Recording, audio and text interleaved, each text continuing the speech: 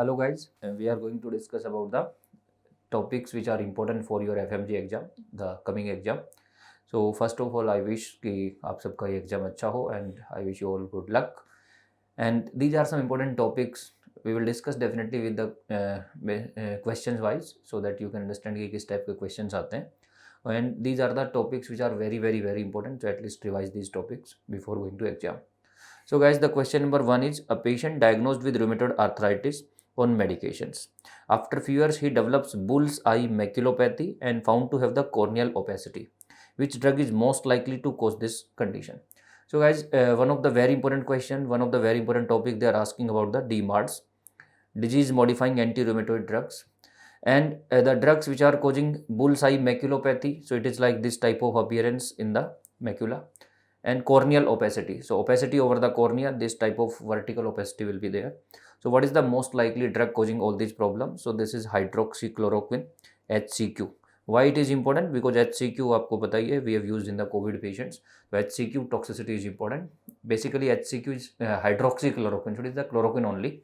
It is the longer acting drug comparatively. And this HCQ is in the past it have been used for the DMARD purpose. Now it is used in the COVID patients. You have used in the COVID patients. अभी तक कोई बहुत अच्छा result नहीं है जो recent studies आ रही है उसके हिसाब से, बट स्टिल आपको इसके बारे में पता होना चाहिए. So these are the important things. इसके अलावा अगर आपसे पूछे कि बेस्ट डीमार्ड कौन सी है, तो बेस्ट डीमार्ड है आपके पास मिथोट्रेक्सेट. तो मिथोट्रेक्सेट के बारे में भी जरूर पढ़ लेना कि मिथोट्रेक्सेट के यूज क्या है, साइड इफेक्ट्स क्या हैं, that is also important. Then comes to guys a 56-year-old women complain to her physician of frequent heartburn. So there is heartburn and pain in the substernal region. तो definitely कि कुछ उसको जलन हो रहा है, substernal region है, heartburn है. The woman had started an appropriate therapy for osteoporosis 2 weeks earlier. So typical case है कि patient is using the osteoporosis drug and now she is suffering of substernal pain or chest pain. Which of the following drug most likely causing this problem? तो guys osteoporosis की drugs हैं, prednisolone तो osteoporosis में use ही नहीं करते. Prednisolone can cause the osteoporosis. Raloxifene can be used, it is SCRM, लेकिन इसका कोई ऐसा साइड इफेक्ट नहीं है कि सीवियर पेन हो जाए, ऐसा कुछ हो जाए. Teriparatide, it is the recombinant parathyroid hormone, recombinant parathyroid hormone, and ये इंजेक्शन है, राइट. तो इससे भी ऐसा प्रॉब्लम नहीं है. Alendronate is the bisphosphonate, alendronate is the bisphosphonate. और इस बिसफॉस्फोनेट का क्या मेन साइड इफेक्ट है?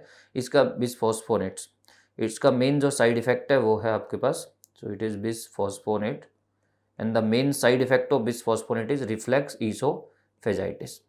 सो this drug can cause the reflux esophagitis. So because of that the patient is having the pain and all. तो patient को advice देना है कि 30 मिनट तक एटलीस्ट आपको लेटना नहीं है, अपराइट पोजिशन, खाली पेट दवाई लेनी है, empty stomach in the morning with full glass of water. This advice you need to give to the patient to avoid this risk of reflex oesophagitis. चलिए नेक्स्ट क्वेश्चन है. तो the topic important is drugs for osteoporosis. Don't forget, मैं topics बता रहा हूँ आपको, ये topic जरूर पढ़ना, क्योंकि अब क्वेश्चन तो एक ही ड्रग पे दे सकते हैं बट बाकी आपको उसके बारे में पता होना चाहिए. Then guys a 32-year-old male physician diagnosed as कोविड-19. आजकल पता ही आपको फिजिशियंस में, डॉक्टर्स में कोविड-19 बहुत फ्रीक्वेंटली हुआ because we are the highly exposed, and using the dexamethasone for more than 14 days. अब बीच में बड़ा प्रॉब्लम हुआ था कि लोगों ने स्टेरॉइड्स को मिसयूज किया. तो यहाँ पे देखिए dexamethasone is one of the strong, right, one of the potent, and it was used for more than 14 days. Develop the black colour infection in the sinus. तो साइनस जो है आपके वहाँ पे इन्फेक्शन मिला और ब्लैक कलर का appearance था. So that is typically black fungus mucor mycosis. तो guys if there is mucor mycosis we should know about the treatment of this fungal infection. तो फंगल इन्फेक्शन बहुत कॉमनली हुआ, आपको पता होना चाहिए ट्रीटमेंट क्या है फंगल इन्फेक्शन में. एंटी फंगल ड्रग पे क्वेश्चन जरूर आएगा, राइट, तो please revise. So you can see out of this terbinafine की बात करें तो terbinafine is important for dermatophytosis, तो उसका तो कोई रोल नहीं है यहाँ पे, dermatophytosis. Itraconazole, itraconazole is azole, that is mainly important for candida, histoplasma, right, इनके लिए इंपॉर्टेंट है. Lamb, yes, lamb is the drug of choice. Lamb is drug of choice for mucormycosis. Lamb is drug of choice for invasive aspergillosis. Also it is used for meningitis, cryptococcal meningitis. तो lamb बहुत important है. Rifampicin तो TB का दवाई है, उसका कोई relation नहीं है. उसके बाद गाइस तो इंपॉर्टेंट है topic anti fungal. Next is MDR TB और एक्सडीआर टीबी. ऑलमोस्ट हर साल क्वेश्चन आता है, तो we should know what is MDR. Whenever we say multi drug resistant TB, तो रिमेंबर गाइज MDR टीबी का मतलब है कि गाइज H+R, ये 2 ड्रग होना चाहिए, राइट। XDR टीबी की अगर हम बात करें, XDR टीबी, तो XDR TB is basically H+R plus 1 of the fluoroquinolone, so that is the second line drug, and plus 1 injectable aminoglycoside, तो अमाइनोग्लाइकोसाइड्स तो इंजेक्टेबल ही हैं, तो यहाँ पे ये 4 ड्रग है। तो गाइज अगर हम करें H+R तो ये MDR है, इसमें आप तीसरी ड्रग भी ऐड कर दो तो भी MDR ही रहेगी, because for XDR we need the 4 drug, तो 2 ड्रग कम से कम होनी चाहिए प्लस माइनस एनी अदर, वो MDR है, यहाँ पे भी प्लस माइनस एनी अदर, लेकिन अगर ये 4 हो गई इकट्ठी तो आप XDR बोलेंगे। So out of these you can see isoniazid fluoroquinolone, isoniazid rifampicin, yes, this is typical MDR, this is typical MDR। अगर फ्लोरोक्विनोलोन कैनामाइसिन ये भी हैं तो ये MDR में काउंट हो सकता है, लेकिन टिपिकल MDR यही है H+R, राइट। मेनली जो MDR टीबी हम बोल रहे हैं तो पर्पज सिर्फ इतना है कि HR रेजिस्टेंस होना चाहिए, तीसरी कोई भी ड्रग है तो हो सकता है वो भी MDR में काउंट होगा, लेकिन main purpose is H+R resistance. Don't forget the gene RPO, RNA polymerase gene in the rifampicin resistance, तो important है MDR TB, resistant TB। 40-year male patient, next question, presented with the pain in the right greater toe, serum uric acid level is raised, so guys typical question है gout का, so it is the case of gouty arthritis, बहुत ही important topic है gout frequently asked, best drug to be used in the controlling this acute condition। जब भी gout पे question आए always see की what they are asking about the acute और they are asking about the drug for chronic और hyperuricemia. ज़्यादातर confusion यही करेगा आपको एग्जाम में एक्यूट और क्रॉनिक में, तो आपको बस देखना है कि पूछना क्या है। एक्यूट पूछा है तो definitely not allopurinol, not probenecid. This colchicine is the drug for acute gout, aspirin तो गाउट में यूज ही नहीं कर सकते because aspirin inhibit the uric acid excretion, तो colchicine is the best drug to treat this acute condition. Now don't be confuse कि sir NSAIDs best होना चाहिए, ऑप्शन भी नहीं है आपके पास, अगर एनसाइड्स होते तो वो भी अच्छा ड्रग है, कॉमनली यूज्ड है, तो एंटी इन्फ्लामेटरी यूज करना एक्यूट कंडीशन में, और क्रॉनिक अगर है तो definitely our purpose should be the drug for controlling the hyperuricemia. तो गाउट जरूर पढ़ना, बहुत इंपॉर्टेंट टॉपिक है। A patient present to the hospital after consuming a tablet of 0.2 milligram digoxin 8 tablets, तो सोचिए कि digoxin narrow therapeutic index, digoxin toxicity, again very important topic. ECG showing the ST depression and QT changes, what should be the initial management of this patient. तो guys जब भी डाइजोक्सिन toxicity हो, डाइजोक्सिन toxicity में patient को ventricular arrhythmias होते हैं, और जब भी पेशेंट को वेंट्रिकुलर एरिथमियाज होंगे तो क्या आप यूज करना चाहोगे, तो यहाँ पे देखिए वेंट्रिकुलर एरिथमियाज हैं, ECG में चेंजेस आ रहे हैं, so the typical drug is lignocaine. Lignocaine is the drug of choice for digitalis induced ventricular arrhythmia. So don't forget to revise the treatment of digitalis toxicity. Nitrates का यहाँ पे कोई relation नहीं है, adenosine का कोई रिलेशन नहीं है, डिजीबाइंड यूज कर सकते हैं लेकिन वो तभी यूज करना है जब सीवियर डिजिटालिस टॉक्सिसिटी हो। तो यहाँ पे सिर्फ 8 टैबलेट यूज किए उसने और वहाँ पे पेशेंट को एरिथमिया है, तो lignocaine is the best option. Then guys a female patient presenting with ovarian cancer was on cisplatin. So again cisplatin, platinum compound, one of the frequently asked drug. He presented to the hospital with several episode of vomiting. So it is the drug which is causing vomiting frequently. After giving an antiemetic drug, the patient developed dystonia. So ideally जो आपको बार बार question आता है वो आता है कि sir ondansetron is the drug of choice या aprepitant is the drug of choice for the late onset vomiting, लेकिन यहाँ पे उसने क्वेश्चन पूछा है कि एंटीएमेटिक ड्रग दिया और अब डिस्टोनिया हो गया पेशेंट को, तो the antiemetic drug most likely responsible for this is. तो गाइज वेरी इंपॉर्टेंट क्वेश्चन, कौन सी ड्रग डिस्टोनिया करेगी। डिस्टोनिया मतलब extra pyramidal symptom, extra pyramidal मतलब dopamine blocked. Dopamine blocked means there are 2 drug, इधर एंटी साइकोटिक्स, तो अगर anti psychotic पूछे तो फिर वो आप आंसर देना हेलोपेरिडोल वगैरह टिपिकल एंटी साइकोटिक्स, न्यूरोलेप्टिक्स, और या फिर एंटी एमेटिक्स। और एंटी एमेटिक्स में से कौन सी ड्रग डोपामिन को ब्लॉक कर रही है और ब्रेन में जा रही है, that is metoclopramide. Domperidone is not reaching to brain. Ondansetron का तो डोपामिन पे कोई इफेक्ट ही नहीं है, प्रोमिथाजिन का भी कोई इफेक्ट नहीं है, ये तो ड्रग ऑफ चॉइस है अगर कीमोथेरेपी में देखें तो। But out of this metoclopramide can also be use for this purpose and metoclopramide can cause the extra pyramidal symptom dystonia. और अगर आपसे पूछे treatment of this dystonia, so don't forget the central anticholinergics. Central anticholinergics use करनी है, best तो है बेंजहेक्जोल। अगर by chance option में बेंजहेक्जोल नहीं मिले तो फिर फर्स्ट जनरेशन एंटीहिस्टामिनिक्स यूज कर लेना, उसमें आप कॉमनली यूज करते हैं promethazine. So these are the drugs we are using, right, in this patient. So metoclopramide is the best answer. Best क्या मतलब वही आंसर रहेगा इसमें. A patient present with a 6 episode of depression, mania and hypomania in last 1 year with recovery phase in between. तो कभी थोड़ा mania में है या हाइपोमेनिया में है और जो है बीच बीच में पेशेंट डिप्रेशन में जा रहा है, लेकिन बीच में आप देख रहे हैं पेशेंट नॉर्मल फेज भी है. तो this is typical bipolar disorder. अगर पेशेंट नॉर्मल फेज में नहीं जा रहे तो फिर वो साइक्लोथाइमिया है. बीच बीच में अगर नॉर्मल फेज नहीं आ रहा है वो साइक्लोथाइमिया है, साइक्लिक चेंजेस है. This is typically bipolar. तो अगर बाइपोलर है और मोर, देखिए 6 एपिसोड है, अगर मोर देन 4 एपिसोड्स हैं so that is rapid cycling. More than 4 episodes means rapid cycling है. और जब भी रैपिड साइक्लिंग होगा, रैपिड साइक्लिंग बाइपोलर डिसऑर्डर, तो in the rapid cycling bipolar disorder the best treatment is valproate. वैसे ओवरऑल जो best होती है वो है lithium, but in the rapid cycling valproate is the drug of choice. Don't forget, अगर pregnant lady है तो फिर क्या यूज करोगे. प्रेग्नेंट लेडी में बाइपोलर या मेनिया में अगर क्वेश्चन पूछे तो टिपिकल एटिपिकल एंटीसाइकोटिक्स जैसे कि एरिपिप्राजोल, क्विटियापिन, एटिपिकल वाली यूज करनी है प्रेग्नेंट लेडीज में, राइट. क्योंकि लिथियम में रिस्क है एप्स्टीन एनोमली, वाल्प्रोइड में रिस्क है न्यूरल ट्यूब डिफेक्ट. तो वो आपको जरूर याद रखनी है.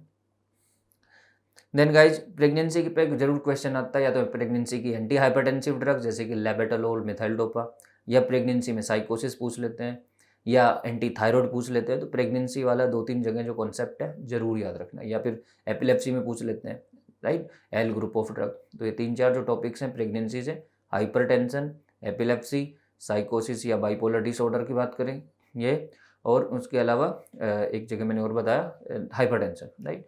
तो इन 3-4 जगह प्रेगनेंसी में ज़रूर क्वेश्चन आ जाता है, ज़रूर से पढ़ लेना.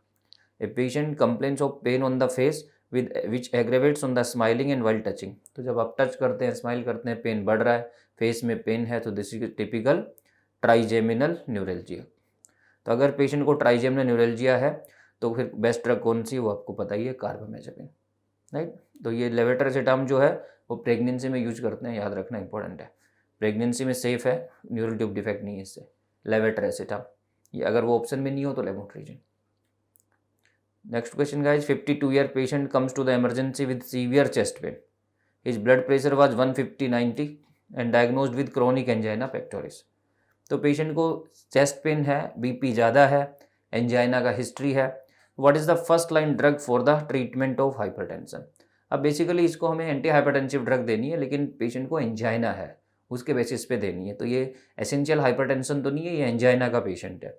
तो guys if the patient is having angina and we want to control the BP, तो इस्केमिक हार्ट डिजीज पेशेंट्स अगर हैं और उसमें आपको बीपी भी कंट्रोल करना है तो बेस्ट एंटी हाइपरटेंसिव कौन सी होगी. तो ऐसे केस में हमेशा बीटा ब्लॉकर्स यूज करिए.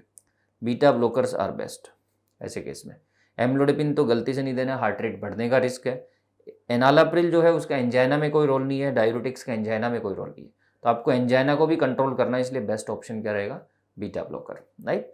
तो अगर प्रिंजमेटल एंजाइना होता तब हम सोचते हैं एम्लोडिपिन का, लेकिन क्रॉनिक एंजाइना पेक्टोरिस है तो हम क्लासिकल एंजाइना मान के आंसर देंगे. सो एंजाइना पे question very important, nitrates, beta blocker, calcium channel blocker. Then guys an elderly patient came with the features like rigidity, hypokinesia. तो टिपिकली पार्किंसोनिज्म, एल्डरली पेशेंट है, rigidity है, hypokinesia है. Guys I am telling you या तो parkinsonism पे या Alzheimer's पे, और तीसरा माइस्थेनिया ग्रेविस. इन 3 क्लिनिकल कंडीशन में एक कंडीशन जरूर पूछते हैं, कभी कभी दोनों पूछ लेते हैं, कभी कभी तीनों पूछते हैं. तो पार्किंसोनिज्म पे क्वेश्चन है, what is the drug prescribed. तो donepezil, memantine, rivastigmine, all these drugs are used for Alzheimer's. Donepezil best है, एल्जाइमर्स में यूज करनी है. यहाँ पे पेशेंट को पार्किंसोनिज्म है, ropinirole, pramipexole, that is dopamine agonist. और जो भी ड्रग डोपामिन रिसेप्टर को स्टिमुलेट करती है वो फिर पार्किंसोनिज्म में यूज कर सकते हो. लेवोडोपा डोपामिन प्रीकर्सर है. बाकी डोनेपेजिल, मेमेंटिन, ये सब क्या है, ये सब है cholinergics, and cholinergics are used for Alzheimer's. तो एसिटाइल कोलिन एल्जाइमर्स के लिए इंपॉर्टेंट है और डोपामिन पार्किंसंस के लिए इंपॉर्टेंट है. Both are neuro degenerative disorder in old age patient. तो ओल्ड एज में क्वेश्चन आए जरूर आपको पार्किंसंस या फिर एल्जाइमर्स में कंफ्यूज कर सकता है, ध्यान से जरूर पढ़ लीजिएगा. High attitude of 3000 metre, a person complains of breathlessness and headache. So this is typically mountain sickness. High attitude पे पेशेंट को प्रॉब्लम हो रहा है तो high attitude sickness you can say. Which of the following drug is best for the management. तो जब भी high attitude पे पूछे बेस्ट ड्रग क्या रहेगी, best drug is acetazolamide, right. तो ये तो फ्रीक्वेंटली आस्क्ड क्वेश्चन है। अगर सिरोटिक ईडीमा पूछे सिरोटिक, तो फिर ये वाला यूज करना स्पानोलैक्टोन। और अगर आपको पेशेंट पूछे in the two raised ICP patients, head injury patients वगैरह में, तो फिर मैनिडोल बेस्ट है। या एक्यूट कंजेस्टिव ग्लूकोमा पूछे, ग्लिसरॉल जो है वो ओरल है, तो ये दोनों मैनिडोल और ग्लिसरॉल जो है ऑस्मोटिक डायूरेटिक्स हैं। तो यहाँ पे एसिटाजोलामाइड बेस्ट है in the mountain sickness, spironolactone for the cirrhosis patient. तो oedema diuretics role very important. Amitriptyline that is one of the tricyclic antidepressant, TCH, toxicity, there was ECG changes with broad QRS complex and right axis deviation. तो guys याद रखना TCH जो है इसके toxicity जब भी होगी तो दो प्रॉब्लम होगा, एक मेटाबॉलिक एसिडोसिस और दूसरा जो है यहाँ पे एंटीकोलिनर्जिक इफेक्ट आते हैं, एंटीकोलिनर्जिक। तो anticholinergic effect will be there. तो जब भी अगर एंटीकोलिनर्जिक इफेक्ट है तो आपको एट्रोपिन तो गलती से नहीं देनी है, तो एट्रोपिन कभी नहीं देनी है। नैलोक्सोन तो ओपियोइड के लिए है, naloxone is the antidote for opioid. Flumazenil is the antidote for benzodiazepine, ये भी इंपॉर्टेंट है याद रखना, एक पैरासीटामोल का एंटीडोट, एक बेंजोडाइज़पिन का एंटीडोट, एक ओपियोइड का एंटीडोट, फ्रीक्वेंटली पूछते हैं, राइट। एट्रोपिन जो है ओपी पॉइजनिंग के लिए, नैलोक्सोन ओपियोइड के लिए, फ्लूमाजेनिल बेंजोडाइज़पिन के लिए, पैरासीटामोल के लिए नेक। तो यहाँ पे क्या यूज करना है, यहाँ पे एसिडोसिस को करेक्ट करना है, तो sodium bicarbonate is the drug of choice. Best तो सोडियम बाइकार्बोनेट है, बाकी कोलिनर्जिक यूज कर सकते हो, फाइसोस्टिग्म वगैरह यूज कर सकते हो। Then guys the patient present with severe headache associated with photophobia, phonophobia. तो गाइज माइग्रेन क्वेश्चन ना है ऐसा हो ही नहीं सकता, तो माइग्रेन में आपको अगेन वही देखना है कि एक्यूट पूछा है या फिर पूछा आपको प्रोफाइलेक्सिस। ध्यान से पढ़िएगा क्वेश्चन, यहीं पे कंफ्यूज करेगा। तो हेडेक विद फोटोफोबिया, लाइट से प्रॉब्लम है, फोनोफोबिया, राइट, रिंगिंग सेंसेशन है। What is the drug for immediate relief, immediate मतलब अक्यूट, और अक्यूट के लिए बेस्ट ड्रग है ट्रिप्टान्स। अगर प्रोफाइलेक्सिस पूछता तो प्रोपेनोलोल। ड्रग तो सारी माइग्रेन की हैं, लेकिन आपको देखना है कि अक्यूट पूछा है क्रॉनिक पूछा है, राइट। तो migraine is very important topic. A pregnant female with urinary tract infection took antimicrobial for the same. The baby of this female developed tendon rupture and arthropathy. I told you pregnancy antibiotics बहुत important है, कौन सी safe है याद रखना, penicillin safe है, cephalosporin safe है and macrolide safe है। Mainly ये 3 ग्रुप सेफ हैं, पेनिसिलिन, सिफेलोस्पोरिन, मैक्रोलाइड्स। बाकी ड्रग्स में कुछ ना कुछ प्रॉब्लम है, तो वो आपको ध्यान रखना है। What is the likely mechanism of action of the antimicrobial consumed by the pregnant female. तो अगर टेंडन रप्चर आर्थ्रोपैथी है तो फ्लोरोक्विनोलोन से। वैसे भी यूटीआई में हम फ्लोरोक्विनोन्स यूज करते हैं, यहाँ पे गलती से यूज कर लिया तो ये प्रॉब्लम हो गया। तो फ्लोरोक्विनोन्स का मैकेनिज्म क्या है, डीएनए गायरेज इनहिबिटर। ऐसी ड्रग जो माइकोलिक एसिड के सिंथेसिस को रोके, वो तो टीबी के लिए हो गई। फोलिक एसिड सिंथेसिस के लिए इनहिबिट कर रही है, सल्फोनामाइड हो गई। प्रोटीन सिंथेसिस में तो बहुत सारी हैं, तो कौन सी ड्रग है fluoroquinolones, these are DNA gyrase inhibitor. So guys ये सारे टॉपिक्स जो भी मैंने आपको बताए इनको जरूर रिवाइज कर लेना। इन टॉपिक्स में से आपको ज़रूर 10-12 क्वेश्चंस मिलेंगे। So that's all for this revision. Thank you, bye bye, good luck.